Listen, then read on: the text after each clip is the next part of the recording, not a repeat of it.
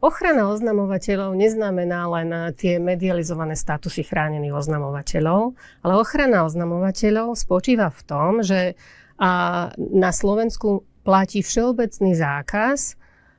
postihovať ľudí, ktorí sa postavia za verejný záujem a teda oznámia to porušovanie zákona v súvislosti s výkonom práce, aj keď už na tom pracovisku napríklad nepracujú. A teraz podľa toho, čomu čelia následne, sa môžeme postaviť za toho človeka. Či už tým, že sa bude brániť žalobou na ochranu osobnosti, teda bude sa brániť, že ho niekto očierňuje, alebo že niekto ho napríklad zažaluje za poškodzovanie dobrej povesti, že si to vôbec o svojom zamestnávateľovi dovolí povedať. Aj tu existuje ochrana tým, že sa môže brániť na tom súde. Aj tu sa vie úrad zaňho postaviť. A v prípade, že stále na tom pracovisku ste a dostanete tú výpoveď zo dňa na deň, do 15 dní sa môžete obrátiť na úrad a úrad má takú špeciálnu právomoc, že môže zmraziť, respektíve pozastaviť účinky teda tej výpovede, že tá výpoveď ako keby načas neplatila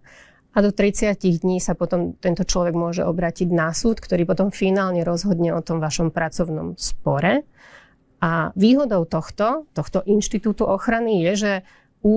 súd, ak uzná, že toto bolo naozaj, asi tam niečo smrdí a zrejme ten motív nebol celkom čistý zo strany zamestnávateľa, môže rovnako neodkladným opatrením pozastaviť účinky tej výpovede a počas celého tohto pracovného sporu, ktorý vieme, že môže trvať 3, 4, niekedy aj 5 rokov žiaľ, a neprídete o prácu, ale dostávate tú mzdu, kým sa finálne vec nevyrieši, tento pracovnoprávny spor.